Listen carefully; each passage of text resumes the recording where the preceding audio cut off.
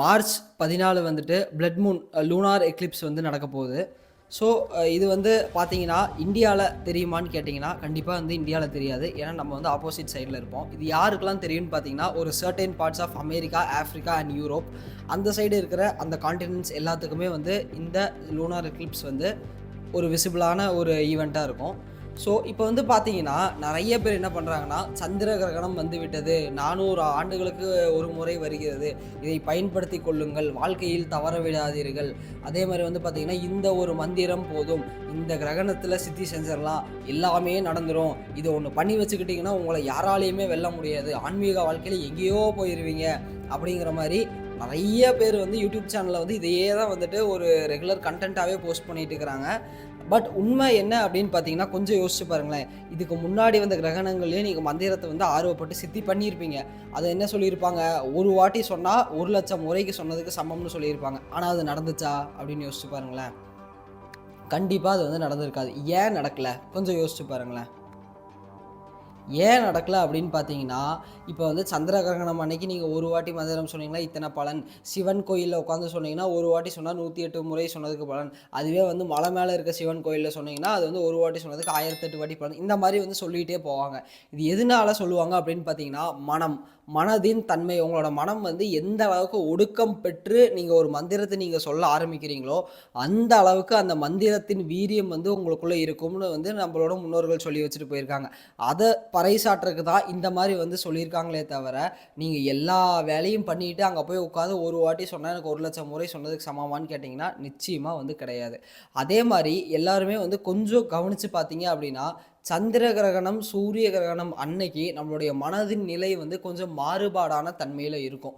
இது வந்து யாரு வந்து அவங்களோட பயிற்சிகள்ல இல்லன்னா வந்துட்டு சந்திரன் யாருக்கு பலமா அவங்களோட ஜாதக கட்டத்துல இருக்கோ, அவங்களால இந்த மாரி சின்ன சின்ன விஷயங்கள ரொம்ப எளிமையா வந்து உணர்ந்து பார்க்க முடியும். ஸோ இந்த 2 நாட்கள்லயும் என்ன ஆகும்னு பார்த்தீங்கன்னா, நம்மளுடைய மனமானது ரொம்ப அலைபாயாம ஒரு விதமான ஸ்டேபிள் ஸ்டேட்டுக்கு, அதாவது ஸ்தம்பிச்சு நிக்கக்கூடியதுன்னு நம்ம சொல்லுவோம். அது அது வந்து நார்மலா ஒரு ஸ்டேபிள் ஸ்டேட்டுக்கு வராது. அது ஸ்தம்பிச்சு கொஞ்ச நேரம் வந்து ஒரு பாஸ் ஆகுற மாரி ஒரு விஷயம் நடக்கும்.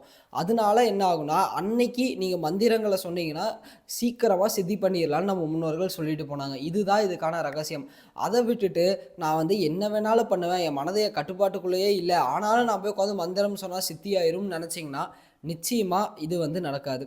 அதே மாரி வந்து பார்த்தீங்கன்னா, கடைசியா நம்ம மகா சிவராத்திரி கிளாஸஸ் வந்து வச்சிருந்தோம். உங்க எல்லாத்துக்குமே தெரியும். ரொம்ப ரொம்ப அருமையா போன ஒரு செஷன் அது. ஒன் ஆஃப் த செஷன்ஸ்ல அது பெஸ்ட் செஷன். ஸோ அந்த கிளாஸஸ்ல வந்து பார்த்தீங்கன்னா, நம்ம அன்னைக்கு குடுத்த அந்த கர்மா கிளென்சிங் பிராக்டிசஸ் ஆகட்டும், சிவத்தை பற்றின ரகசியங்கள் ஆகட்டும், அதே மாரி வந்துட்டு இரவு குடுத்த அந்த சிவ தியானம் ஆகட்டும், அடுத்து பஞ்சாக்ஷர அந்த ஒரு ரகசியமாகட்டும், இது எல்லாமே வந்து பார்த்தீங்கன்னா, ரொம்ப ரொம்ப வீரியமா எல்லாத்துக்குமே வந்து செயல்பட்டதுன்னு சொன்னாங்க. ஸோ அதுக்கான சில ஃபீட்பேக்ஸையும் நான் அட்டாச் பண்றேன். இது வந்து பார்த்தீங்கன்னா, அடுத்த ஒரு 11 மாதங்கள் வந்துட்டு இந்த மகா சிவராத்திரி அடுத்து வர மகா சிவராத்திரிக்கு இந்த மாத சிவராத்திரிகள நம்ம பயன்படுத்திக்கிட்டு, ஒரு விதமான ஒரு சாதனாக்குள்ள நம்ம போனோம் அப்படின்னா, நம்மளுடைய உடல், நம்மளுடைய பஞ்சபூதங்கள், நம்மளுடைய மனம் இது எல்லாத்தையுமே நம்மளால சுத்தி பண்ணி அடுத்த நிலைக்கு வந்து நம்மளால எடுத்துட்டு போக முடியும்.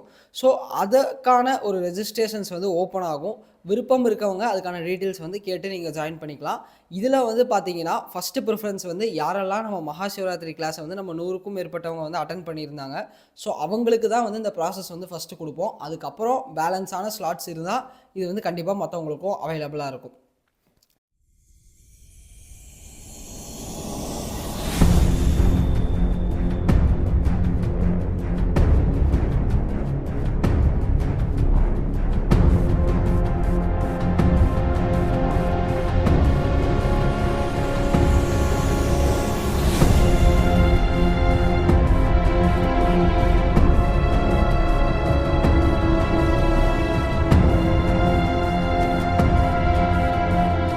சரி. இப்ப நம்ம வந்து கன்டென்ட்குள்ள வரும்போது, இப்போ இந்த லூனார் எக்லிப்ஸ், சோலார் எக்லிப்ஸ் சும்மா ஒரு பிரீஃபா ஒரு கான்செப்ட் வந்து நான் உங்களுக்கு என்னன்னு வந்து புரியறதுக்காக சொல்லிர்றேன்.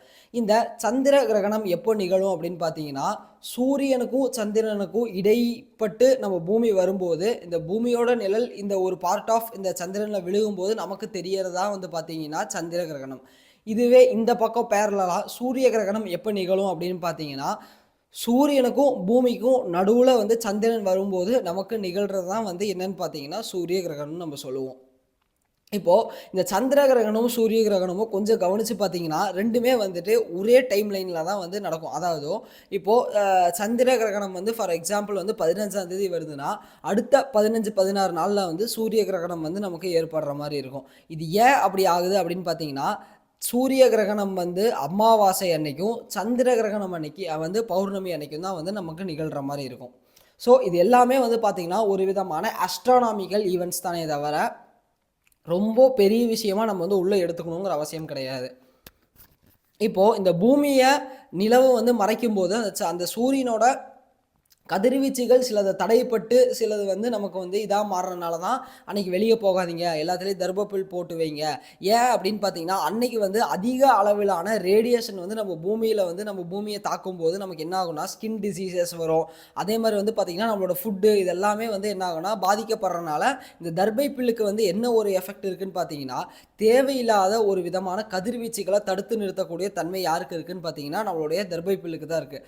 அதனால தான் வந்து என்ன பண்ணுவாங்கன்னா இந்த தர்ப்பணம் கொடுக்கும்போது இல்லை ஒரு பிரதிஷ்டை பண்ணும்போது ஒரு நல்ல சக்தியை வந்து நம்ம இழுக்கணுன்னாலும் சரி, இல்லை ஒரு தேவையில்லாத ஒரு துர் சக்திகள் நம்மளை அண்டக்கூடாதுனாலும் சரி, இந்த தர்பை புல் வந்து ரொம்ப ரொம்ப அவசியமாக வந்து நம்மளோட முன்னோர்கள் வந்து இந்த விஷயங்களில் யூஸ் பண்ணுவாங்க. குறிப்பாக தாந்திரீகத்துக்குள்ளே போகிறோம் அப்படின்னா தர்பை புல்லை பற்றி நிறைய விஷயங்களை வந்து நம்ம தெரிஞ்சுக்கிற மாதிரி இருக்கணும். ஃபார் எக்ஸாம்பிள் சொல்லணும் அப்படின்னா நமக்கு வந்து சில விஷயங்களில் வந்து வெற்றி கிடைக்கணும், சில விஷயங்களை வந்து நம்ம அட்ராக்ட் பண்ணணும், அதே மாதிரி வந்து நமக்கு நம்மளோட முகம் வந்து கொஞ்சம் பொலிவாக வசியமாகணும் அப்படின்னா என்ன பண்ணுவாங்கன்னா தர்பை புல்லை வந்து ஒரு சர்டைன் ப்ராசஸ் பண்ணி அதை வந்து என்ன பண்ணுவாங்கன்னா மையாக செஞ்சு வச்சுப்பாங்க. ஸோ அதை யூஸ் பண்ணும்போது நமக்கு எல்லா விதமான ஒரு ஆன்மீக சக்தியும் சரி, நமக்கு ஒரு வசிய சக்தியும் நமக்கு கிடைக்கும்னு நம்ம முன்னோர்கள் சொல்லிட்டு போயிருக்காங்க. சரிங்களா? ஸோ உங்களுக்கு வந்து விருப்பம் இருந்தால் சொல்லுங்கள், அந்த ஒரு விஷயம் எப்படி செய்யணும், கரெக்டான முறைப்படி எப்படி செய்யணும்னு நான் வந்து உங்களுக்கு வந்து அடுத்த வீடியோவில் வந்து சொல்லித்தரேன் உங்களுக்கு தேவைப்பட்டா. இப்போது நிறைய பேர் என்ன பண்ணுறாங்கன்னா இந்த மாதிரி சூரிய கிரகணம் வந்தால் பூமி அழிஞ்சிரும், அடுத்து சந்திர கிரகணம் வந்தால் பூமி இறுதியை நோக்கி போகுது, இந்த மாதிரி தேவையில்லாத விஷயங்களை தான் வந்து வெளியே பரப்பிட்டு இருக்காங்க. இந்த நாளை தவற விட்டுறாதீங்க, 400 வருடங்களுக்கு ஒரு வாட்டி வர்றது, 500 வருடங்களுக்கு ஒரு வாட்டி வர்றது, நீங்கள் நினைத்து கூட பார்க்க முடியாத விஷயம் உங்கள் வாழ்க்கையில் நடைபெறும், இதை செய்தால் அப்படின்னு வந்து டைட்டில் இருக்கும். நம்மளும் என்ன பண்ணுவோம், நம்மளுடைய மனம் இதுக்கு வந்துட்டு என்ன ஆகும் அப்படின்னு பார்த்தீங்கன்னா இன்னொரு டைட்டில் இன்னும் சிறப்பாக சொல்லணும்னா இந்த ஒரு மந்திரம் போதும் உங்கள் வாழ்க்கையவே தலைகீழாக மாற்றிடும், இது ஒரு நாள் போதும், இந்த மணி நேரம் போதும் உங்களுக்கு. இதை பார்த்தோன்னா நமக்கு என்ன தோணும் அப்படின்னு பார்த்தீங்கன்னா ஆஹா இதில் ஏதோ நமக்கு வந்து இந்த பிரபஞ்சம் நமக்கு சொல்ல வருது. கண்டிப்பாக நிறைய பேர் இந்த வேலையை வந்து பண்ணுவாங்க. இந்த பிரபஞ்சம் நமக்கு ஏதோ சொல்ல வருது, யூனிவர்ஸ் ஏதோ சைன் கொடுக்குதுன்னு உடனே அந்த தம்ப்நெயிலை போய் கிளிக் பண்ணி அந்த வீடியோக்குள்ளே போவாங்க. கடைசியில் ஒன்றுமே இருக்காது, என்னடான்னு மறுபடியும் அடுத்த ஒரு வீடியோ வரும். சரி இப்போவாது பிரபஞ்சம் நமக்கு கரெக்டாக சொல்லுது அப்படின்னு அதை போய் தொடுவாங்க. இதெல்லாமே வந்து எதனால் நடக்குதுன்னா நம்மளுடைய மனம் வந்து ரொம்ப கீழான நிலையில் நமக்கு போகும்போது என்ன ஆகும்னு பார்த்தீங்கன்னா எதை பார்த்தாலும் நமக்கு ஏதோ சைன் கொடுக்குற மாதிரி, எதை பார்த்தாலும் நமக்கு ஏதோ சொல்ல வருதுங்கிற மாதிரி தோணும். ஆனால் இதெல்லாம் எதனால் நடக்குதுன்னு பார்த்தீங்கன்னா சந்திரன், இந்த சந்திரன் வந்து நம்மளுடைய ஜாதக கட்டத்தில் வந்து பார்த்தீங்கன்னா ஒவ்வொரு இடங்களில் பிளேஸ் ஆகும்போது நம்மளுடைய எண்ண ஓட்டங்கள், நம்மளுடைய மனநிலைகள், நம்மளுடைய மனம் சார்ந்த சக்திகள், மனம் சார்ந்த பிரச்சனைகள் இது எல்லாமே எதனால வருது அப்படின்னு ஒவ்வொருத்தருக்கும் ஏன் டிஃபர் ஆகுதுன்னு பார்த்தீங்கன்னா இந்த சந்திரன் வந்து ஒவ்வொரு இடத்துல பிளேஸ் ஆகிருக்கனால தான். அதே மாதிரி இந்த ஜாதக கட்டத்தில் சந்திரனை வந்து நம்ம இரு வேறு பாகைகளாக பிரிப்போம். என்னென்னா தேய்பிரையில் இருக்கிற சந்திரன், வளர்பிரையில் இருக்கிற சந்திரன், அதே மாதிரி அமாவாசையில் இருக்க சந்திரன், பௌர்ணமியில் இருக்க சந்திரன், மொத்தம் இதுக்கு 4 ஆஸ்பெக்ட் இருக்குது. சரிங்களா? இந்த 4 ஆஸ்பெக்டில் இந்த சந்திரன் வந்துட்டு அமாவாசையில் இருந்தால் ஒரு விதமான பலன் தரும், பௌர்ணமியில் இருந்தால் அது ஒரு விதமான பலன் தரும், தேய்பிரையை நோக்கி போகுதுன்னா ஒரு விதமான பலன், வளர்பிரையில் வளர்ந்துட்டு வருதுன்னா ஒரு வகையான பலன். இதோட சேர்த்து அது எந்த கட்டங்களில் இருக்குது, ஃபார் எக்ஸாம்பிள் உங்களோட லக்னத்துலேருந்து 1வது இடமா, 2வது இடமா, 3, 4, 5, 6, 7, 8, 9, 10, 11, 12 இந்த மாதிரி இடங்கள்ல இருந்தால் ஒரு பலன். அதே மாதிரி வந்து பார்த்தீங்கன்னா மேஷமில் ஆரம்பித்து மீனம் வரைக்கும் எந்த ராசி கட்டத்தில் இருக்குது அப்படின்னு பார்த்து இதுக்கு ஒரு பலன் வரும். இதையும் குறிப்பிட்டு சொல்ல போனோம்னா எந்த ராசியில் நம்மளுடைய சந்திரன் போய் நிற்கிதோ அந்த தான் வந்து நம்மளுடைய ராசின்னு நம்ம சொல்லுவோம். எந்த ஒரு நட்சத்திரத்தோட காலில் போய் நிற்கிதோ அதை தான் வந்து நம்மளுடைய நட்சத்திரம் அப்படின்னு வந்து சொல்லுவோம். இதுலேயே இன்னும் டீட்டெயில்டாக உள்ளே போனோம்னா ஒவ்வொரு நட்சத்திரங்களுக்கும் வந்து பார்த்தீங்கன்னா அதிலேயே வந்து ஒவ்வொரு பிரிவுகள் இருக்குது. ஃபார் எக்ஸாம்பிள் பார்த்தீங்கன்னா வந்துட்டு ரோகிணி 1, 2, 3, 4 பாதம், மிருகசீரிஷம் 1, 2, அதே மாதிரி வந்து பார்த்தீங்கன்னா கார்த்திகையில் 1, 2, 3, 4. ஸோ இந்த மாதிரி ஒவ்வொன்றுக்குமே வந்து பார்த்தீங்கன்னா ஒவ்வொரு ஆஸ்பெக்ட்ஸ் அப்படிங்கிறது ரொம்ப மைன்யூட்டாக போகும்போது நம்மளால் கண்டுபிடிக்க முடியும். இப்போ நார்மலாக நம்ம என்ன பண்ணுவோம் அப்படின்னா வந்துட்டு உங்களுடைய ராசி, நீங்கள் இந்த ராசியா, இந்த குணாதிசயங்கள் உங்களுக்கு இருக்கும் அப்படின்னு வந்து சொல்லுவாங்க. உங்களுக்கு சந்திரன் இந்த இடத்துல இருக்கா, இந்த குணாதிசயம் இருக்குன்னு சொல்லுவாங்க. பட் நம்ம நீங்கள் நினைப்போம், ஏன் நமக்கு வந்து சிலதெல்லாம் வந்துட்டு மேட்ச் ஆகலை அப்படின்னு. ஏன் அப்படின்னு பார்த்தீங்கன்னா அது ரொம்ப இது வந்து நார்மல் ஜென்ரலாக வந்து சொல்லுவாங்க. நார்மலாக ஒருத்தனுக்கு இருந்தால் இதுதான் அப்படின்னு வந்து சொல்லுவாங்க. ஆனால் இதுவே வந்து நம்ம ரொம்ப இப்போ ரொம்ப சிம்பிளாக சொல்லணும்னா தண்ணி அப்படின்னா எப்படி இருக்கும், அது வந்து பார்க்கறதுக்கு வந்து டிரான்ஸ்பரண்ட்டாக இருக்கும், அதுக்கு வந்து டேஸ்ட்லெஸ்ஸாக இருக்கும்னு நம்ம சொல்லிடுவோம். இப்போ இது வந்து ஜென்ரல். இதுவே இன்னும் கொஞ்சம் உள்ளே போகிறோம். ஃபார் எக்ஸாம்பிள் இந்த ஊரில் இந்த தண்ணி வந்து இந்த டேஸ்ட்டில் இருக்கும், இந்த ஊர்லேயே 2 விதமான தண்ணி வருது. இப்போ ஃபார் எக்ஸாம்பிள் கோயம்புத்தூர்னு எடுத்துக்கிட்டோம் அப்படின்னா இங்கே சிறுவாணி அத்திக்கடவுன்னு 2 பிரிவு தண்ணி இருக்குன்னா இது வந்து இவ்வளோ டேஸ்ட்டாக இருக்கும், இது நார்மலாக இருக்கும். ஸோ இந்த மாதிரி டீட்டெயில்டாக பிரித்து உள்ளே போகும்போது தான் அதோட ஆஸ்பெக்ட் வந்து நமக்கு புரிய ஆரம்பிக்கும். புரியுதுங்களா?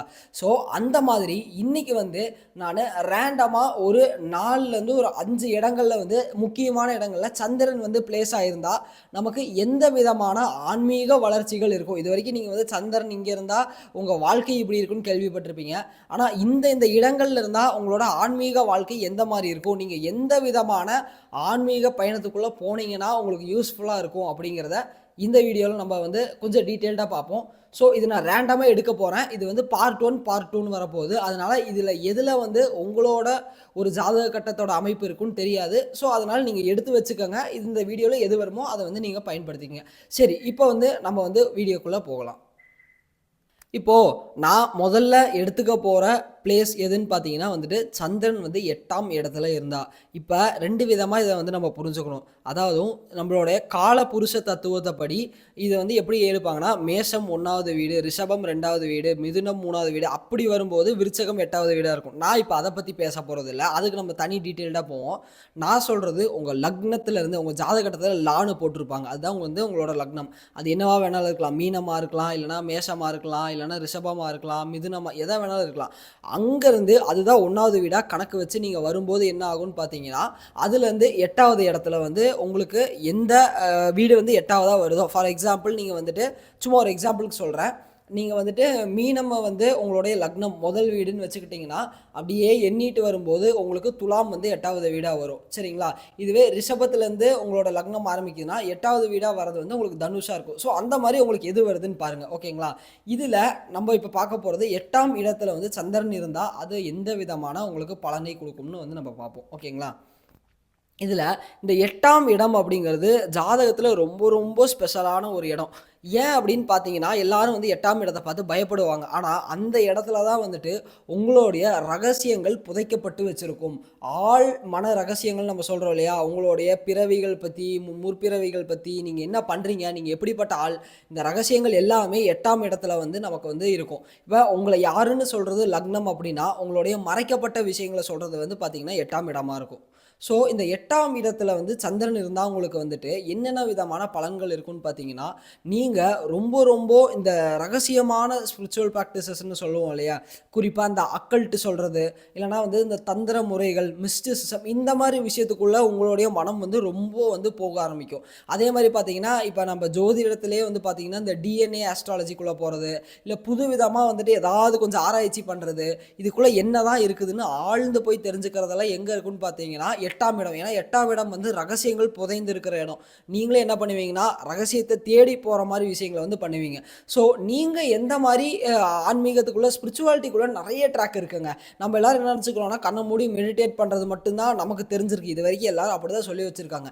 இதுக்குள்ளேயே வந்து போனீங்கன்னா செவரல் ஆஸ்பெக்ட்ஸ் வந்து இருக்குது. இப்போ நம்மக்கிட்ட கிளாஸஸ் வரவங்களோ நம்ம முருகன் யோக கலை அப்படின்னா ஒரே விஷயத்தை வந்து எல்லாத்துக்கும் ஜெராக்ஸ் காப்பி மாதிரி மற்றவங்க மாதிரி பண்ண மாட்டோம். ஏன் அப்படின்னு பார்த்தீங்கன்னா ஒரு சிலருக்கு வந்து பார்த்தீங்கன்னா அந்த ஸ்பிரிச்சுவாலிட்டியோட இன்டென்சிட்டி ஜாஸ்தியாக இருக்கும், ஒரு சிலருக்கு வந்து ஒரு அளவுக்கு மாடரேட்டாக இருக்கும், ஒரு சிலர் இப்போ தான் உள்ளே வந்துட்டு இருப்பாங்க. அப்போது ஒவ்வொருத்தருக்கும் அந்த கிரக சூழ்நிலைகள் மாறும்போது அந்த ஸ்பிரிச்சுவல் எக்ஸ்பீரியன்சஸ் ஜாஸ்தி கம்மியாகும். ரொம்ப சிம்பிளாக சொல்கிறேன் பாருங்களேன். ஒருத்தருக்கு வந்து பார்த்தீங்கன்னா அவரோட லைஃப்பில் வந்து பார்த்தீங்கன்னா இன்னும் கேது இல்லைன்னா ராகு தசை சனி தசை நடக்குது, இல்லை அப்படின்னா வந்துட்டு குரு தசை நடக்குதுன்னு வச்சுக்கோங்க, இல்லைன்னா இதில் இந்த 4 புத்திகள் நடக்குது, அப்படி இல்லை அப்படின்னா 8ஆம் இடத்தோட அதிபதி வந்து இப்போ வந்து தசை நடத்துகிறாரு, இல்லை 12ஆம் அதிபதி இப்போ வந்து தசை நடத்துகிறாரு, இல்லை வந்து புத்திகாரகராக இருக்காரு, இந்த மாதிரி விஷயங்கள்லாம் வரும்போது பார்த்தீங்கன்னா அவங்களோட ஸ்பிரிச்சுவாலிட்டிக்குள்ளே போகிற இன்டென்சிட்டி ரொம்ப பீக்காக இருக்கும். தேடுவாங்க, யார் யார் நான் யார், நான் அது என்னத்தை தெரிஞ்சுக்க வந்திருக்கேன், இறைவன்னா என்ன, அப்படி இப்படின்னு ரொம்ப தேடி வந்து உள்ளே போவாங்க. இதுவுமே வந்து பார்த்தீங்கன்னா அந்தந்த கிரகங்கள் எப்படி இருக்குது அப்படிங்கிறதுக்கு தகுந்த மாதிரி மாறுபடும். ஸோ அப்போ அவங்களுக்கு அந்த இடத்துல தேவைப்படுற மாதிரி ஒரு சர்டைன் ப்ராக்டிசஸை வந்து நம்ம வந்து கொடுப்போம். அப்போ அவங்க வந்து அந்த டைமில் வந்து அவங்களால சீக்கிரமாக நிறைய விஷயங்களை உள்வாங்கிக்க முடியும். இதுவே அது அப்படியே மாறி இப்போ ஃபார் எக்ஸாம்பிள் சுக்கிரனோட புத்திக்குள்ளே போகுது, இல்லை சுக்கிரனோட திசைக்குள்ளே போகுதுன்னா அவங்க மைண்ட் செட் பூரா எதில் இருக்கும் அப்படின்னு பார்த்தீங்கன்னா நம்ம வந்து ப்ளஷரை நோக்கி போகணும், அதாவது உலக வாழ்க்கையை நோக்கி போகணும். அதுலேயுமே வந்துட்டு எக்ஸால்டட், அதே மாதிரி வந்து பார்த்தீங்கன்னா வந்துட்டு அக்ரெசிவாக இருக்கிறது, இந்த மாதிரி விஷயங்கள் நிறைய இருக்குது. அந்த காம்பினேஷன்ஸ் வேறு. இப்போ நான் சும்மா ஜென்ரலாக சொல்லிட்டு இருக்கேன். இப்போது இந்த மாதிரி நம்ம உள்ளே போகும்போது என்ன ஆகும்னு பார்த்தீங்கன்னா அவங்களோட மைண்ட் செட் டக்குன்னு ஸ்பிரிச்சுவாலிட்டியிலேருந்து அந்த ஒரு 10 நாள் ஷிஃப்ட் இருக்குங்க. எப்போவுமே ஒரு கிரகம் வந்துட்டு உங்களுக்கு மாறுதுன்னா உடனே உங்களோட மைண்ட் செட் மாறிடாது. அது மாறுறதுக்கு ஃபார் எக்ஸாம்பிள் 2 புத்தி நடந்துட்டு இருக்குன்னு வச்சுக்கோங்களேன். இந்த பக்கம் வந்துட்டு உங்களுக்கு கேது புத்தி இருக்குது, இந்த பக்கம் சுக்கிரன் புத்தி வந்து வரப்போகுதுன்னா அந்த கேதுல வந்து சுக்கிரனாக மாறுறதுக்கு ஒரு 10 நாள் டைம் எடுத்துக்கும். இந்த புத்திங்கும் போது 10 நாள், இதுவே வந்து தசை அப்படிங்கும்போது அது வந்து 7 மாதம் 8 மாதம் எடுத்துக்கும். அந்த டைம்லேருந்தே உங்களுக்கு டிஃப்ரென்ஸ் தெரிய ஆரம்பிக்கும். அப்போ நீங்கள் கண்டுபிடிச்சிக்கலாம், ரைட்டு நான் அடுத்து எதுக்குள்ளே போக போகிறேன். உங்களுக்கு ஒரு சின்ன ஒரு ரகசியம் சொல்லித்தரேன். இப்போ உங்களுக்கு ஏதாவது ஒரு தசா புத்தி அடுத்து புதுசாக வரப்போகுதுன்னா அது எப்படி இருக்கும் அப்படிங்கிறத வந்து பார்த்தீங்கன்னா உங்களுக்கு ஒரு 2 மாதத்துக்கு முன்னாடி இருந்தே அதோட எஃபெக்டை வந்து காட்ட ஆரம்பிச்சிடும். ஓகேங்களா? இப்போ ரொம்ப சிம்பிளாக எப்படி எடுத்துக்கலாம்னா, ஒரு ஒரு புத்தி வந்து பார்த்தீங்கன்னா, நம்ம வந்துட்டு 100% கால்குலேட் பண்ணிக்கலாம். ஒரு புத்தி நடக்கிற டைமிங் வந்து 100% அப்படின்னா, அதில் 80% டைம் முடியும்போது, அடுத்த 20% பேலன்ஸ் இருக்கும்போதே, அது என்ன பண்ண போகுதுங்கிறத காட்டிட்டு போயிரும். ஃபார் எக்ஸாம்பிள், ஒரு புத்தி உங்களுக்கு வந்து 2 வருஷம் 10 மாதம் நடக்க போகுது அப்படின்னா, அதில் வந்து பார்த்தீங்கன்னா, 2 வருஷம் ஒரு 6 மாதம் வரைக்கும் வந்து உங்களுக்கு வந்து நார்மலாக இருக்கும். அதுக்கப்புறம் வந்து உங்கள் லைஃப்பில் என்ன ஆக போகுதுங்கிறது இது காட்ட ஆரம்பிச்சிடும். இது எல்லாமே வந்து பார்த்தீங்கன்னா ஆஸ்ட்ராலஜிக்குள்ளே இருக்கிற மிகப்பெரிய ரகசியங்கள்.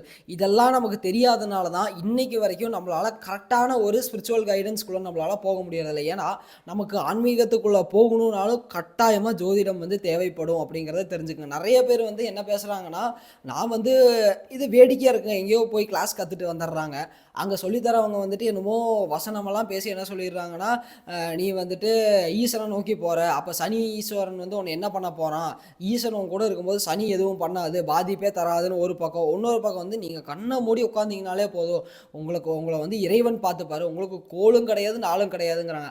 ஆனால் நான் இது வரைக்கும் பார்த்த எல்லாருமே யாரெல்லாம் இப்படி பேசுகிறாங்களோ அவங்கள தான் போட்டு வாயில் வந்து மிதிச்சு சாத்துதுங்க இந்த கிரகங்கள் எல்லாமே. ஏன் அப்படின்னு பார்த்தீங்கன்னா, ரொம்ப அலட்சியமாக எடுத்துக்கும் போது நம்மளால் வந்துட்டு அதை அடுத்து என்ன பண்ண போகுதுங்கிறத நம்மளால் கிரகிக்க கூட முடியாத அளவுக்கு நம்மளால் ஆகி போயிடும். ஸோ அதனால் நீங்கள் ரொம்ப சிம்பிள் தான். நான் சொன்ன மாதிரி நீங்கள் வந்து ஆன்மீகத்துக்குள்ளே வரணுனாலே உங்களுக்கு சில கிரக சேர்க்கைகள் இருக்கணும். அப்படிப்பட்டவன் தான் வருவான், இல்லைன்னா வந்து வரவே முடியாது யாராலையும்.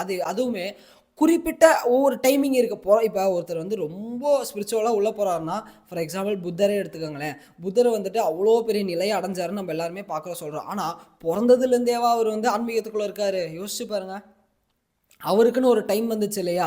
அந்த ஒரு 16, 17 வயதுக்கு மேலே போகும்போது தான் அவர் என்ன பண்ணுறாருன்னா, அவருக்கு எப்படியோ அந்த ஆன்மீக இது வந்து வெளியே ஓடி போகிறாரு. இப்போது இதுதான் வந்து நம்ம இங்கே சொல்லுவோம், இந்த விதி அப்படிங்கிற விஷயம்னா, இப்போ விதினா ரொம்ப சிம்பிளான ஒரு கான்செப்ட் என்னென்னா, இப்படி தான் நடக்கணும். இப்போ தண்ணியோட விதி என்ன? தண்ணியை இப்படி ஊற்றுறோம் அப்படின்னா கீழே தான் போகும் அப்படிங்கிற தண்ணியோட விதி, கரெக்டுங்களா? அப்போது அதே மாதிரி இந்தந்த ஒரு ஜாதகன் இருக்கானா, அவனுக்கு இந்தந்த மாதிரி இருந்தால் அதுதான் வந்துட்டு அவனோட விதி. இப்படி இருந்தால் இப்படி தான் நடக்குங்கிறது தான் அவனோட விதி. அதுதான் புத்தர் வாழ்க்கையிலே நடந்துச்சு. அவங்க அப்பா என்னதான் அவர் வந்து அரண்மனைக்குள்ள அவ்வளோ பெருசாக பார்த்துக்கிட்டாலும் ஒரு டைம் வரும்போது விதி வேலை செஞ்சது பார்த்தீங்களா, இப்படி தான் போகும் அப்படிங்கிறது. ஆனால் அதே விதியில தான் வந்து பார்த்தீங்கன்னா அவர் இறந்து போவார் இருந்தால் அந்த விதியை மாற்ற. இப்போ மனுஷன் அப்படின்னா வந்து நார்மலாக இது வரைக்கும் நமக்கு என்ன தெரியும், அந்த விதி. அண்ணா வணக்கம்.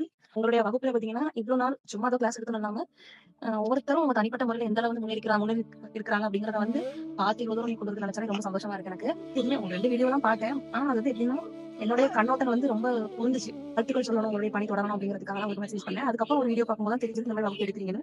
அப்பதான் இன்னொரு விஷயம் புரிஞ்சது, முருகா அப்படிங்கிற மாதிரி. அதே எனக்கு ரொம்ப சந்தோஷமாயிடுச்சு. ஏன்னா அவர் எப்படி கனெக்ட் பண்றாருன்னு யோசிக்கும் போது மனம் வந்து ரொம்ப நெகிழ்ச்சியாகவும் ரொம்ப மகிழ்ச்சியா இருக்கு. இவ்வளவு நீங்க இந்த அமௌண்ட்ல வந்து நீங்க இவ்வளவு வந்து பண்றது ரொம்ப பெரிய விஷயம். இது வந்து அவ்வளவு ரொம்ப வந்து காசா நல்ல ஒரு அஃபோர்டபுளான ஒரு இதுதான். இது வந்து நம்மளுடைய ஆன்ம பாதையே வந்து ஒரு இது பண்ணக்கூடிய ஒரு ஒரு அர்ப்பணிப்பா நீங்க வந்து இத பண்ணிட்டு இருக்கீங்க. எனக்கு என்கிட்ட என்ன இருக்குதோ அது எனக்கு போதும் அப்படிங்கிற ஒரு நிறைவான மனச முருகன் வந்து எனக்கு கொடுத்துட்டாரு. அ அவருடைய அருள் பூரணமா எல்லாருக்கும் கிடைக்கணும்னு நான் வேண்டிக்கிறேன். ரொம்ப சந்தோஷம், ரொம்ப சந்தோஷம். இது வரைக்கும் நம்ம எல்லாரும் என்ன நினச்சிட்டு இருப்போம்னா, மனிதன் அப்படின்னா அவனோட விதி வந்து இறக்கறதுன்னு நினச்சிட்டு இருப்போம். ஆனா, மனிதனா பொறந்தா அவனுடைய அந்த ஒரு ஃபார்முலா, இந்த இறைவன் குடுத்த விதி என்னன்னா, அவன் வந்து அடுத்த ஒரு நிலைக்கு எவால்வ் ஆயி போகணுங்கிறது தான் இந்த இடத்துல உண்மையான விதி. இது வந்து எத்தன பேர் வந்து இதுவரைக்கும் யோசிச்சிருப்பீங்க? நம்ப யாரெல்லாம் வந்துட்டு அந்த விதி அப்படிங்கிற அந்த ஃபார்மேட்ட கரெக்ட்டா ஃபாலோ பண்ணி போறோமோ, அவன் வந்து என்ன ஆயிருவான்னா, அடுத்த கட்டம் மரணமில்லா பெருவாழ்வுக்கு போயிருவான். அப்படி அத தான் என்ன சொல்லுவாங்கன்னா வந்து, "விதியை மதியால் வெல்லலாம்னா" இத்தன நாள் நம்ம எல்லாரும் என்ன நெனச்சுட்டு இருக்கோம், நம்மள எப்படி முட்டாளாக்கி வச்சிருக்காங்கன்னா, நம்ம வந்து இறக்க போறது தான் விதி. இந்த விதிங்கிறது எல்லாமே விதிப்படி தான் நடக்கும். அப்போ நம்மளுடைய மதிய வச்சு நம்ம வந்து நம்மளோட அறிவ வச்சு நம்ம இத மாத்திட்டா ஜெயிச்சிரலாம்ன்னு. கொஞ்சம் யோசிச்சு பாருங்களேன். இன்னைக்கு இது இப்படித்தான் நடக்கும்னா, இன்னைக்கு இது இப்படித்தான் நடந்தாகும். வேற வழியே கிடையாது. இதுதான் இதுவரைக்கும் நடந்துட்டு இருக்கு. இன்னைக்கு இந்த இவங்க சொன்ன தேதியில இது நடக்கும் அப்படின்னா, இதுதான் நடந்தே ஆகும். உங்க லைஃப்லயும் அப்படிதான் நடக்குது. ஏதாவது மாறி நடக்குதா? இல்ல. ஸோ, இப்போ இந்த இடத்துல விதியை மதியால் வெல்லலாம் அப்படின்னா, நமக்கான விதி என்னன்னே இதுவரைக்கும் தெரியலைங்க. ஓகேங்களா? அத நம்ம தெரிஞ்சுக்கிறதுக்கு நம்ம என்ன பண்ண போறோம்னா, அதுக்கு தான் நம்மளோட மதின்னு சொல்லக்கூடிய நம்மளுடைய உள்ள இருக்கிற ஞானத்த அறிவோட உச்சக்கட்ட நிலை தான் ஞானம். ஞானத்த நம்ம பயன்படுத்தணும். நார்மலா இருக்க அறிவ வச்சு அத கண்டுபிடிக்க முடியாது. அந்த ஞானத்த பயன்படுத்தும்போது என்ன ஆகும்னா, ஓகே இந்த மரணமில்லா பெருவாழ்வுக்கு போறக்கான அந்த விதி என்ன அப்படின்னு அத ஃபாலோ பண்ணி போனோம்னா மட்டும் தான் நம்மளால வந்துட்டு அந்த விதிய வந்து வெல்ல முடியுமே தவிர, நம்ம சும்மா உட்காந்துட்டு நான் வந்துட்டு டெய்லி பாராயணம் பண்றேன். இல்ல இந்த பாபா படத்துல வர மாரி நானும் வந்துட்டு 6 வேள குளிக்கிறேன். நான் வந்து 10 வேள கோயிலுக்கு போறேன். 4 வேள நான் மெடிடேஷன் பண்றேன், பூஜை பண்றேன். இவங்கலாம் சொல்ற மாரி நீங்க தியானம் பண்ணா உங்களோட வாழ்க்கை மாறும் அப்படின்னா, கண்டிப்பா மாறாது அந்த இடத்துல. இத விட மோசமா தான் போகும். ஏன் அப்படின்னு பார்த்தீங்கன்னா, ஒரு விஷயத்த ஏன்னா இந்த தியானம், மெடிடேஷன் இதெல்லாம் ஃபர்ஸ்ட்டு வேலை செய்யக்கூடிய ஒரு விஷயம் வந்து நம்மளுடைய மனதில தான் இருக்கும். அப்ப என்ன பண்ணும்னா, உங்கள்ல எத்தன பேத்துக்கு இது நடந்திருக்குன்னு கொஞ்சம் யோசிச்சு பார்த்து சொல்லுங்களேன். என்னன்னா தியானம் செய்யும்போது ஸ்டார்ட்டிங் ஒரு 5 நாள், 6 நாள் ரொம்ப நல்லாருக்கும். அமைதியா இருக்க மாரி. ஆனா போக, போக, போக உங்களுக்குள்ள இருக்கிற எல்லா விஷயத்தையும் அது கிளறி விட்டு என்ன பண்ணும்னா, பாஸ்ட்ல நடந்தது, ஃபியூச்சர்ல நடக்க போறது எல்லாத்தையும் உள்ள கிளறி விட்டு உங்கள டார்ச்சர் தான் பண்ணும். ஏன் அப்படின்னு பார்த்தீங்கன்னா, இது எல்லாமே வந்து பார்த்தீங்கன்னா, ஒரு நிலைகள தாண்டி போறது, ஒரு மெடிடேஷன், ஒரு தியானம் அப்படின்னு உள்ள போறோம்னா, இது எல்லாத்தையும் கடந்து போம்போது தான் நம்மளோட மனம் அப்படிங்கிறது ஃபர்ஸ்ட்டு சுத்தமாக ஆரம்பிக்கும். நான் வந்துட்டு பாதியிலேயே அத நிறுத்துனேன் அப்படின்னா, நீங்க என்ன பண்ண முடியும்? அப்ப என்ன பண்ணுவீங்கன்னா, எல்லாரும் என்ன சொல்லுவாங்கன்னா, "நான் நல்லா தான்ப்பா இருந்தேன். நான் என்னைக்கு இந்த தியானம் பண்ண ஆரம்பிச்சேனோ, அன்னைக்கு தான் என் வாழ்க்கையே இப்படி மாறுச்சு. ஆரம்பத்துல நல்லா தான் போச்சு. ஆனா ஃபினிஷிங் சரியில்லங்கிற மாரி மாறிரும். இது எத்தனையோ பேத்தோட லைஃப்ல நடக்குதுன்னு டெய்லி வந்து நெறைய பேர் வந்து நம்மகிட்ட பேசும்போது நான் வந்து இத வந்து தெரிஞ்சுக்க முடியுது. அதனால நீங்க என்ன பண்ணணும் அப்டின்னா, உங்களுடைய அமைப்புக்கு தகுந்த மாதிரியான ஒரு ஆன்மீகத்த சூஸ் பண்ணோம் அப்டின்னா, நம்மளால அதுல ஈஸியா வந்துட்டு அடுத்தடுத்த நிலைகளுக்கு வந்து போக முடியும். சரிங்களா? அதுக்குன்னு நான் போய் உங்கள வந்து டெய்லி பக்தி மார்க்கத்துக்குள்ள இருங்க, சேவை பண்ணுங்கன்னு நான் வந்து சொல்லப் போறதில்ல. இதிலயே வந்து பார்த்தீங்கன்னா, சரியை, கிரியை, யோகம், ஞானம் இந்த 4 மார்க்கங்களுக்குள்ளயுமே வந்து பார்த்தீங்கன்னா, சரியையில் சரியை, சரியையில் கிரியை, சரியையில் யோகம், சரியல் ஞானம். இந்த மாரி இதுக்குள்ளேயே 4 ஆஸ்பெக்ட்டா வந்து பிரிய ஆரம்பிக்கும். அதே மாரி ஞான மார்க்கத்துக்குள்ளேயும், யோக மார்க்கத்துக்குள்ளயுமே பார்த்தீங்கன்னா, யோகத்தில் சரியை, யோகத்தில் கிரியை, யோகத்தில் யோகம், யோகத்தில் ஞானம்னும், ஞானத்தில் சரியை, ஞானத்தில் கிரியை, ஞானத்தில் யோகம், ஞானத்தில் ஞானம்னு பிரியும். அதில தான் வந்து பார்த்தீங்கன்னா, நம்ம வள்ளலார் கடைசியா குடுத்துட்டு போன ஞான சரியைன்னு ஒரு பாட்டு. இதுக்கும் நான் சொல்ற விஷயக்கும் நெறைய சிமிலாரிட்டீஸ் இருக்கு. நீங்க வந்து முடிஞ்ச அளவுக்கு கொஞ்சம் போய் அத வந்து பார்த்து விசாரம் பண்ண ஆரம்பிச்சீங்கன்னா, உங்களுக்கு அதுக்கான பதில் வந்து கிடைக்கும். ஓகேங்களா? ஸோ, இப்ப 8ஆம் இடத்துல இருந்துச்சு அப்டின்னா நம்ம என்ன பார்த்தோம்? அவங்களுக்கு ஆழ்ந்த விஷயங்கள வந்து கண்டுபிடிக்கிறதுக்கான இது இருக்குன்னு பார்த்தோம். அதே மாரி ஆன்மீகத்துக்குள்ள போறக்கு அவங்களுக்கு எது தடையா இருக்கும் அப்டின்னு பார்த்தீங்கன்னா, அளவுக்கு மீறி உட்கார்ந்து ரகசியங்கள போய் நான் கண்டுபிடிக்கிறேன்னு ஒரே விஷயத்துக்குள்ள பாதாளத்துக்குள்ள போய் உட்காந்துக்கிறது. அதே மாரி வந்து பார்த்தீங்கன்னா, தேவையில்லாத ஏன்னா 8 அப்டிங்கிறது மறைவு ஸ்தானம்னு சொல்லுவோம். அப்போ யாருன்னே தெரியாதவங்க கூட போயிட்டு ரொம்ப அட்டாச்ட் ஆகுறது. ஏன்னா அப்படிதான் வந்து இது வேலை செய்யும். நமக்கு அவங்க யாருன்னே தெரியாது. ஒரு ஸ்ட்ரேஞ்சரா இருப்பாங்க. பட் அவங்க கூட ஓவர் அட்டாச்மெண்ட் வச்சுக்கிறது, அவங்க தான் எல்லாம். இந்த மாரி விஷயங்களுக்குள்ள போகும்போது, அவங்களுடைய ஆன்மீக வாழ்க்கை வந்து தடைப்பட ஆரம்பிக்கும். ஸோ, அவங்க அளவுக்கு மீறி எமோஷனலா இம்பேலன்ஸ் ஆகாம, கொஞ்சம் நார்மல் இப்படி வந்து பிராக்டிஸஸ்குள்ள வர ஆரம்பிச்சாங்கன்னா, அவங்களால ஈஸியா அடுத்தடுத்த ஸ்டேஜஸ்க்கு வந்து கொண்டு போ முடியும். அடுத்து நம்ம பார்க்க போறது வந்து என்னன்னு பார்த்தீங்கன்னா, இந்த சந்திரன் வந்து 11ஆம் இடத்துல இருந்தா என்ன மாதிரியான பலன்களை குடுக்கும்? அவங்க எந்த மாரியான பிராக்டிஸஸ்குள்ள போகலாம் அப்படிங்கிறத நம்ம இப்ப பார்ப்போம். இந்த 11ஆம் இடத்துல இருக்கவங்க என்ன பண்ணுவாங்கன்னா, அவங்களுக்கான அந்த ஸ்பிரிச்சுவாலிட்டி, அந்த இன்னர் டெவலப்மெண்ட் எப்படி தேடுவாங்கன்னா, ஃபர்ஸ்ட்டு உள்ளுக்குள்ள தேட ஆரம்பிக்க மாட்டாங்க. வெளிய போய் ஏதாவது ஃபவுண்டேஷன்ஸ் இருக்கா? யாராவது வந்து ஸ்பிரிச்சுவல் நெட்வொர்க்ஸ் வச்சிருக்காங்களா? இல்லன்னா வந்துட்டு எங்கேயாவது கூட்டமா உட்காந்து ஆன்மீக சொற்பொழிவு நடக்குதா? இல்ல வந்து எல்லாரும் கூட்டமா எங்கேயாவது போறாங்களா? இந்த மாரி இல்ல நம்ம ஃப்ரெண்ட்ஸ் இருக்காங்க அப்படின்னா வந்துட்டு, நம்ம ஃப்ரெண்ட்ஸ் ஏதாவது ஸ்பிரிச்சுவாலிட்டிக்குள்ள இருந்தாங்கன்னா, அவங்கள கேட்டு தெரிஞ்சுக்கலாம். இந்த மாரி தான் வந்துட்டு 11ஆம் இடத்துல வந்து சந்திரன் இருக்கவங்க வந்து என்ன பண்ணுவாங்கன்னா, எடுத்தோனே வெளிய தான் வந்து ஆன்மீகத்த வந்து தேட ஆரம்பிப்பாங்க. உள்ள வந்து அவ்வளோ ஃபோக்கஸ் வந்து அவங்க பண்ண மாட்டாங்க. எப்படி பார்த்தாலும் வந்துட்டு இந்த குரூப் மெடிடேஷன்ஸு, கூட்டு ஜெபம், கூட்டு தியானம் இந்த மாரி விஷயத்துக்குள்ள யாரு வந்து அதிகமா எங்கேஜ் ஆவாங்கன்னு பார்த்தீங்கன்னா, யாருக்கு சந்திரன் 11வது இடத்துல இருக்கோ, அந்த இடத்துல அவங்க தான் வந்து மேக்ஸிமம் இருப்பாங்க. நீங்க வேணா அத செக் பண்ணி கூட பார்க்கலாம். இவங்க என்ன பண்ணணும் அப்படின்னு பார்த்தீங்கன்னா, இவங்களுக்கு வந்துட்டு அதே மாரி இவங்களுக்கு செட் ஆகுறது எதுன்னு பார்த்தீங்கன்னா, இந்த குரூப் மெடிடேஷன்ஸு இப்ப அவங்க தனியா உட்காந்து பண்ணாம எல்லாத்து கூடயும் கலந்து அந்த இடத்துல அவங்க வந்து பிராக்டிசஸ் பண்ணும்போது என்ன ஆகும் அப்படின்னு பார்த்தீங்கன்னா, அவங்களுக்கு சீக்கிரமா அந்த ஒரு டெவலப்மெண்ட் வந்து இருக்க ஆரம்பிக்கும். இவங்க என்ன விஷயத்த அவாய்ட் பண்ணிக்கணும் அப்படின்னு பார்த்தீங்கன்னா, போயிட்டு நான் கரெக்ட்டா பண்றேனா? நான் சரியா பண்றேனா?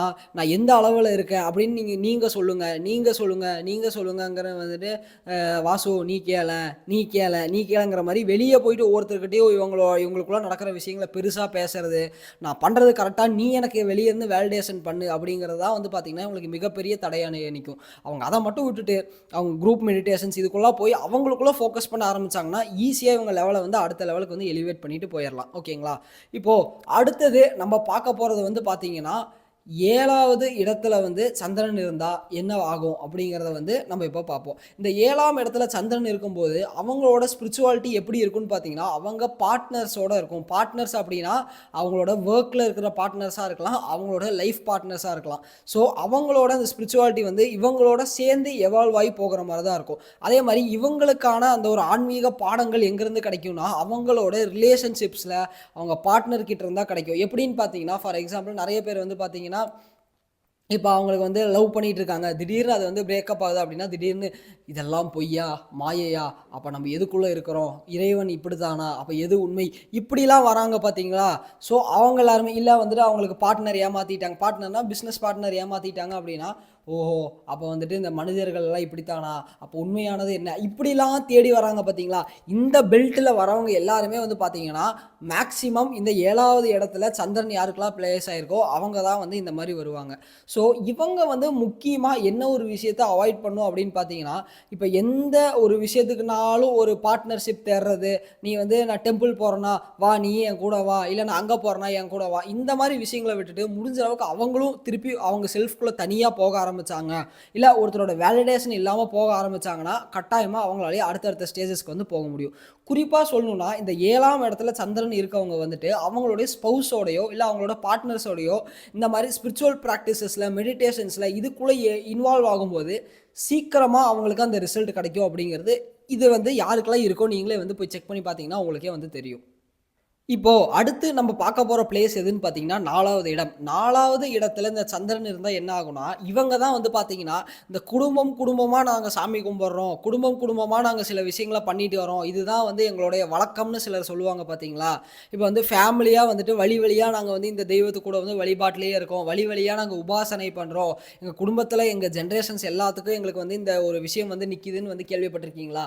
அவங்க யாருன்னு பார்த்தீங்கன்னா, ஏன்னா 4ஆம் இடம் வந்து பார்த்தீங்கன்னா, நம்மளுடைய குடும்பம் இந்த இடங்கள வந்து குறிக்கிற ஸ்தானம்ங்கிறனால, இந்த 4ஆம் இடத்துல வந்துட்டு சந்திரன் இருந்தா இந்த மாரி தான் இருக்கும். அவங்க வந்து எந்த மாரி விஷயங்களுக்குள்ள போகலான்னா, அவங்க ஃபேமிலிக்குள்ள வந்துட்டு அவங்க சில விதமான ரிச்சுவல்ஸ் பண்ணுவாங்க. சில பிராக்டிசஸ்லாம் பண்ணுவாங்க.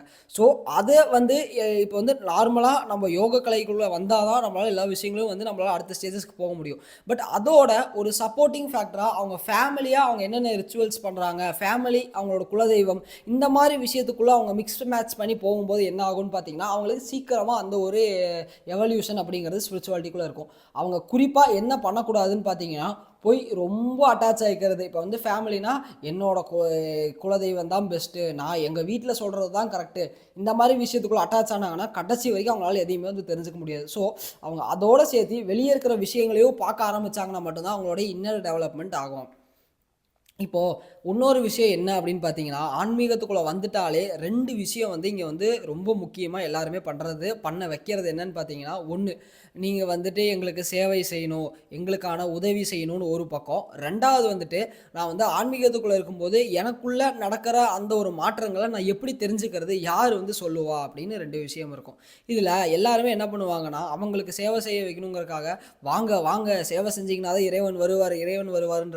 ஆனா இந்த இடத்துல நீங்க யாருக்கு உதவி பண்ண போறீங்க? இப்ப ஆன்மீகத்த நெறைய பேர் வெளிய எடுத்துட்டு போறாங்கன்னா, அதுல யாரு கரெக்ட்டான ஆளு? இப்ப நீங்க தப்பான ஆளுக்கு போய் செய்ற உதவியும் வந்து மிகப்பெரிய பாவம் தான். கரெக்ட்டான ஆளுக்கு நீங்க உதவி செய்யாம இருக்கிறதும் மிகப்பெரிய பாவம் தான். அதனால இப்போ ஒரு விஷயத்த வந்து முறையா, சரியா யாரு கரெக்ட்டா வெளிய எடுத்துட்டு போறாங்களோ, கண்டிப்பா அவங்க கேட்கறாங்களோ இல்லையோ, நீங்களே முன் வந்து உதவி பண்ணும்போது என்ன ஆகும்னா, உங்களுடைய ஆன்மீக வாழ்க்கைக்கான முன்னேற்றம் அதிகப்படியா இருக்க ஆரம்பிக்கும். இது ரொம்ப சிம்பிளா எப்படி வந்து பிராக்டிகலா புரிஞ்சுக்கலாம்னா, இப்போ இப்போ வந்து நீங்க வந்து ஏதோ ஒரு இடத்துல வந்து நீங்க கிளாஸஸ் போயிட்டுருக்கீங்க. இல்ல வந்து அவங்க கரெக்ட்டா உங்களுக்கு சொல்லி தராங்க அப்படின்னு பார்த்தீங்கன்னா, இப்போ அவங்களுக்கு அவங்க வாய தொறந்து உண்மையான இடங்கள்ல அவ்வளோ சீக்கிரம் வாய தொறந்து எதுவும் கேட்க மாட்டாங்க. இப்போ அவங்க கிட்ட போய் நாங்க இத வந்து உங்களுக்கு செஞ்சு தரட்டா?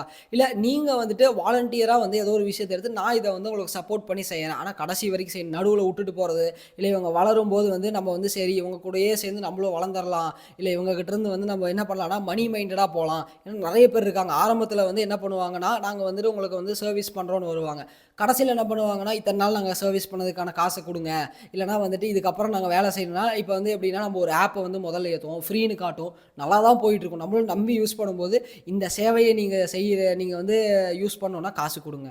அந்த மாரிலாம் பண்ணீங்கன்னா, அது மிகப்பெரிய பாவமா தான் வந்து முடியும். ஸோ நீங்க வந்து ஒரு இடத்துல போய் நீங்க வந்துட்டு ஒரு ஸ்பிரிச்சுவாலிட்டிய வெளிய கொண்டு போறக்காக நீங்க ஏதோ ஒரு விஷயம் பண்ண போறீங்கன்னா, கம்ப்ளீட்டா அந்த இடத்துல நீங்க வந்து அந்த இடத்துல டிவோட் ஆயி நீங்க செஞ்சீங்கன்னா மட்டும் தான் வொர்க் அவுட் ஆகுமே தவிர, மத்த தேவையில்லாத விஷயங்கள் தலைக்குள்ள வச்சுட்டோ, இல்ல யாராவது சொல்றத கேட்டு நீங்க ஆடுனீங்க அப்டின்னா, கடைசில அது கம்ப்ளீட்டா டெமாலிஷ் பண்ணி விட்டுரும். இப்ப நீங்களா போய் வந்து வாலண்டியரா செய்யும்போது என்ன ஆகும்னா, இப்ப அந்த இடத்துல சொல்லி தர்றவர் வந்து யார் இவங்க? யார் இவங்க வந்து ரெகுலரா பண்றாங்கும்போது, அப்ப அவங்க தனியா கூப்பிடும்போது, அவங்களுக்கு நெறைய விஷயங்கள வந்து சொல்லி தருவாங்க. நெறைய க்ளோஸ் ஆகும்போது என்ன ஆகும்னா, அப்போ உங்களோட எவல்யூஷன் ஸ்பீட் ஆகும். இப்போ புரியுதுங்களா? எப்படி கனெக்ட் பண்றாங்க அப்படின்னு. இப்படிதான் வந்து இது கனெக்ட் ஆகும். அதே மாரி வந்து பார்த்தீங்கன்னா, 2வது வந்து வேலிடேஷன்ஸ். நீங்க செய்ற பயிற்சிகள் கரெக்ட்டான்னு நீங்க போயிட்டு இப்போ வந்து உங்களுக்கு சொல்லிக் குடுத்தவர நீங்க ரீச் பண்ண முடியல. இல்ல அவரு வந்து இவர்கிட்ட கேளுங்க அப்படின்னு சொல்லியிருக்காருன்னா, அத தாண்டி மத்தவங்க கிட்ட வந்து நீங்க கேட்கும்போது என்ன ஆகும்னா, முறையான விஷயங்கள் உங்களுக்கு புரிய ஆரம்பிக்காது. என்ன சொல்ல அவங்க ஏதோ ஒண்ணு சொல்லுவாங்க. இப்ப நீங்க வந்து ஒரு பிராக்டிஸஸ்ல போகும்போது உங்களுக்கு விதமான எக்ஸ்பீரியன்ஸஸ் வருதுன்னு வச்சுக்கோங்களேன்.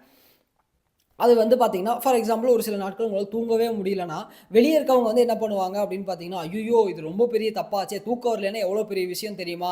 அது வந்து மிகப்பெரிய ஆபத்தில கொண்டு போய் முடிச்சுரும்னு" சொல்லுவாங்க. நீங்களே என்ன பண்ணுவீங்க? "ஐய்யய்யோ! நமக்கு தூக்கம் வர மாட்டேங்குது. நம்ம தப்பா பண்றோம்ன்னு" பிராக்டிஸ் பண்றதையே விட்டுருவீங்க, இல்ல குறைச்சிருவீங்க. அப்ப இது அடுத்த நாள் வந்துட்டு கொஞ்ச நாள் கழிச்சு இது ஒருத்தர்ட்ட அவரு சொல்லிக் குடுத்தவர் காதுக்கு போம்போது, நல்ல ஒரு எக்ஸ்பீரியன்ஸ் ஆச்சே! இது தாண்டுனா தான் அடுத்த நிலைன்னு சொல்லும்போது உங்களுக்கு எப்படி இருக்கும் யோசிச்சு பாருங்களேன்.